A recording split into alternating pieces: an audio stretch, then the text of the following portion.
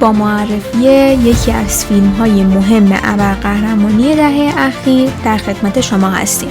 واندر وومن محصول سال 2017 که این فیلم نه تنها اولین فیلم ابرقهرمانی با کارگردانی زن بود، بلکه به موفقیت بزرگی در گیشه دست یافت و تأثیر فرهنگی قابل توجهی رو داشت.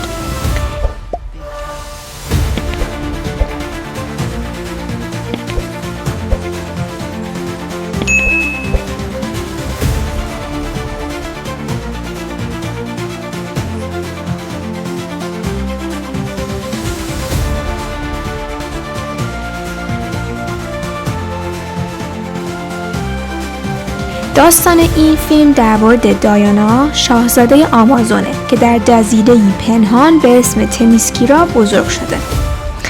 در هنرهای جنگی آموزش دیده و با ارزش‌های صلح و عدالت آشناست. زمانی که خلبانی آمریکایی به اسم استیو ترور با بازی کریس پاین در جزیره سقوط میکنه و از جنگ جهانی اول خبر میده، دایانا تصمیم میگیره برای پایان دادن به جنگ به دنیای انسانها وارد بشه و معتقده که آرس، خدای جنگ، پشت این درگیری است.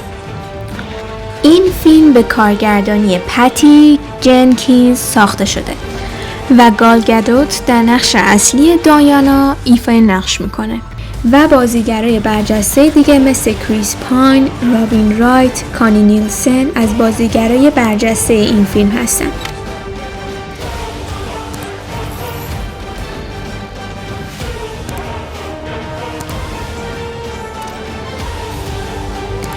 فیلم واندر وومن نه تنها به عنوان یک فیلم ابرقهرمانی موفق عمل کرد، بلکه به نمادی از قدرت زنان در سینما تبدیل شد.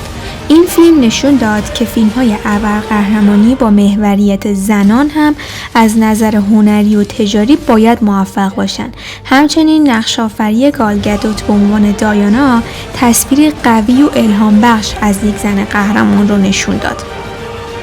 همچنین منتقدا از کارگردان و بازی گال گادوت در داستان فیلم کاملا تمجید کردند. صحنه‌های اکشن، طراحی لباس، موسیقی متن مورد تحسین قرار گرفتند. با این حال برخی از منتقدا هستند که به پایان بندی این فیلم و استفاده از کلیشه‌های رایج در فیلم‌های ابرقهرمانی انتقاد داشتند. در مجموع باید گفتش که فیلم واندر وومن یکی از برجسته‌ترین فیلم‌های ابرقهرمانی دهه اخیره که با داستانی جذاب، بازی‌های قوی و پیام‌های الهام بخش جایگاه ویژه‌ای رو در دل مخاطبان پیدا کرده. اگر که هنوز این فیلم رو ندیدین، حتما تماشاشو برای شما توصیه میکنیم. اگر از این ویدیو لذت بردین، لطفاً لایک کنین، نظراتتون رو با ما در میون بذارین و به همون بگید که کجای این فیلم برای شما خیلی جذاب بوده.